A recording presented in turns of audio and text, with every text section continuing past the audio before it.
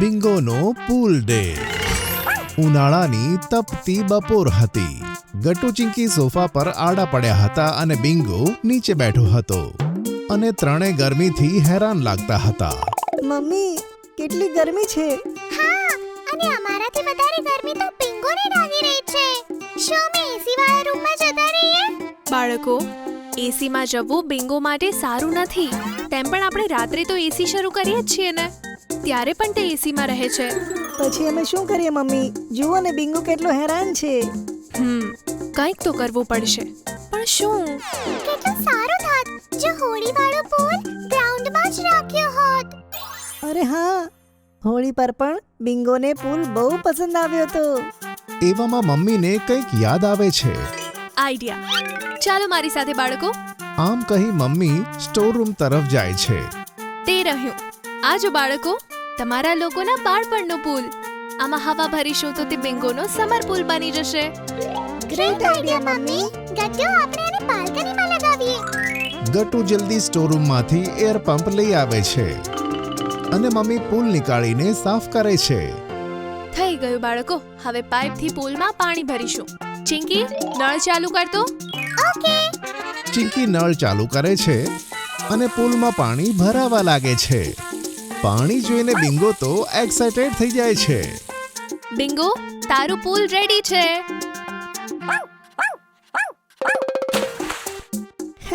Bingo તો બહુ ખુશ છે. ચાલ ચિંકી, આપણે પણ બિંગો સાથે રમીએ. ઓકે ગટ્ટુ. તમે લોકો રમો, ત્યાં સુધી હું મારું કામ પૂરું કરી દઉં છું. Okay mummy.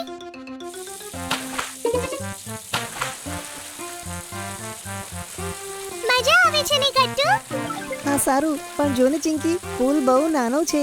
અંદર બિંગો બરાબર તરી શકતો નથી. હા, વાત તો સાચી છે. તો શું આપણે ડાયરેક્ટ પાઇપથી જ રમીએ? થોડી વાર પછી જ્યારે મમ્મી પાછી આવે છે તો જુએ છે કે ચિંકી બિંગો અને ગટ્ટુ પર પાણી નાખતી હોય છે અને બધે પાણી પાણી થઈ ગયું હતું. અરે બાળકો, આ તમે શું કર્યું? બધે પાણી ફેલાવી દીધું. એવામાં ત્યાં પપ્પા પણ આવે છે. સોરી મમ્મી, પૂલ એટલો નાનો છે ને કે બિંગો બરાબર સ્વિમ કરી શકતો ન હતો. તો અમે વિચાર્યું કે કેમ નહીં ડાયરેક્ટ પાઇપથી જ રમી નાખીએ. અચ્છા, અને આ બધું સાફ કોણ કરશે? મમ્મી, અમે હેલ્પ કરી દઈએ. હા, અને હવે ફક્ત પૂલમાં જ પાણી ભરવાનું છે, તેની બહાર નહીં. પણ બાળકોનો પ્રોબ્લેમ પણ એકદમ સાચો છે. બિંગો માટે આ પુલ ખૂબ નાનો છે. હા પપ્પા. ગટ્ટુ, ચિંકી, સફાઈ કરીને બધા એકદમ રેડી થઈ જાઓ. મારી પાસે એક આઈડિયા છે. શું આઈડિયા પપ્પા? પહેલા રેડી તો થાઓ, પછી કહું છું. ઓકે પપ્પા. થોડી વારમાં સફાઈ કરીને ગટ્ટુ, ચિંકી અને મમ્મી તૈયાર થાય છે. બિંગો પણ રેડી હતો. હવે કહો પપ્પા, આપણે ક્યાં જઈએ છીએ? બાળકો, આજે આપણે બિંગોને સ્પેશિયલ ડોગ પુલમાં લઈ જઈએ છીએ. શું? Dog swimming pool?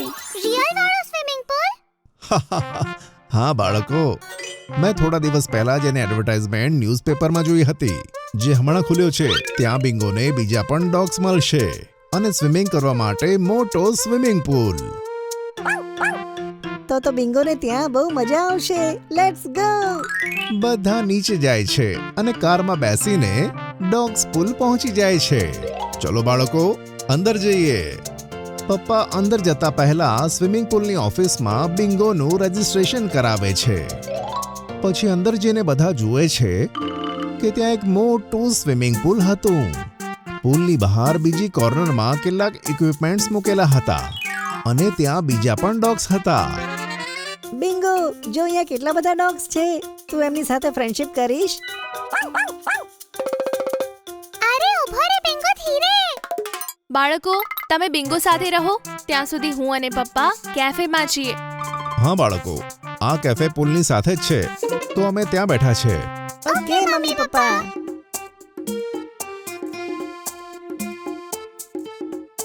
હેલો બાળકો, શું આ ડોગ તમારું છે?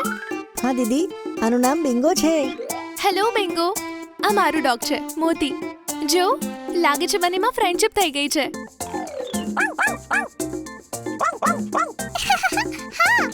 મોતી બિંગોનો ફર્સ્ટ ફ્રેન્ડ છે. બિંગો, હવે પુલમાં જા. હા મોતી, તું પણ પૂલમાં સ્વિમ કર. પછી આપણે ઇક્વિપમેન્ટ્સ પાસે એક્સરસાઇઝ કરીશું. ગો. દીદીના ગો બોલતા જ મોતી પૂલમાં જમ્પ કરે છે.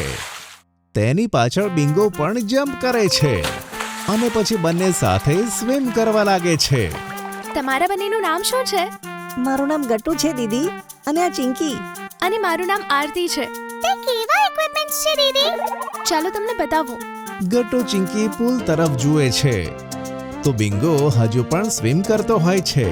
પછી તેઓ દીદી સાથે એક્સરસાઇઝ ઇક્વિપમેન્ટ કોર્નરમાં જાય છે. જો બાળકો, આ ડોગની એક્સરસાઇઝ માટે છે.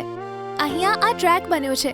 જેમ કે સૌથી પહેલા મોટી જમ્પિંગ રિંગ, તેમાંથી જમ્પ કરીને આગળ જવાનું હોય. પછી આ ટનલ ક્રોસ કરવાની હોય. તેના પછી આ એડજસ્ટેબલ હાઇટ વાળું જમ્પિંગ ઇક્વિપમેન્ટ. ગટ્ટુ ચિંકી ધ્યાનથી બધા ઇક્વિપમેન્ટ્સ જોતા હોય છે. આ કેટલું કૂલ છે. પણ દીદી, તમને આ કેવી રીતે ખબર? કેમ કે બાળકો, હું જ આ ડોગ સ્વિમિંગ પૂલની ઓનર છું. દીદીની વાત સાંભળી ગટ્ટુ ચિંકી ચોંકી જાય છે. વાવ, સો કૂલ. ચાલો બિંગો, મોતીને જોઈએ. ત્રણેય પુલની પાસે આવે છે. બિંગો, મજા આવે છે ને? ચાલો તો મોદી સાથે એક રેસ થઈ જાય. અરે સાચવીને હો, મારો મોતી બહુ ફાસ્ટ છે. અમારો બિંગો પણ કઈ ઓછો નથી. ઠીક છે તો સ્ટાર્ટ કરીએ. 3, 2, 1, ગો. બિંગો અને મોતી બંને સ્વિમ કરવાનું શરૂ કરે છે. પણ મોતી ખરેખર ખૂબ જ ઝડપી હતો. તે બિંગોની આગળ નીકળી જાય છે. Go bingo go, you can do it.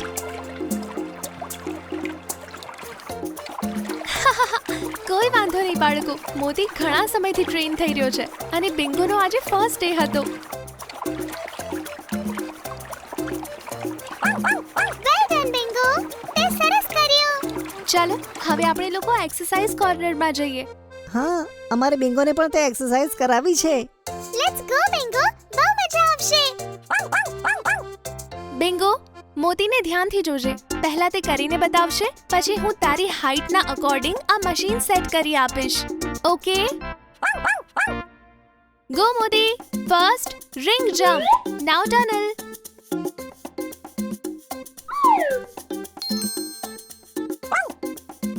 યે, વેરી ગુડ મોતી.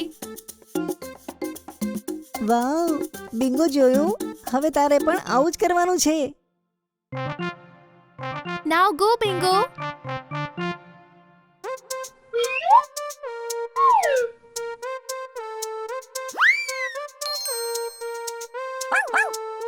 વેરી ગુડ બિંગો, શાબાશ.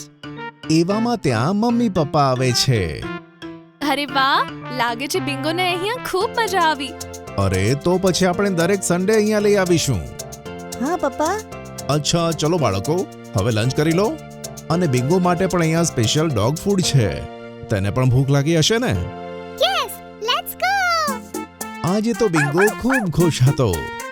પછી બધા સાથે લંચ કરે છે અને આમ બિંગોને સ્વિમિંગ પૂલમાં નવો ફ્રેન્ડ પણ મળી જાય છે.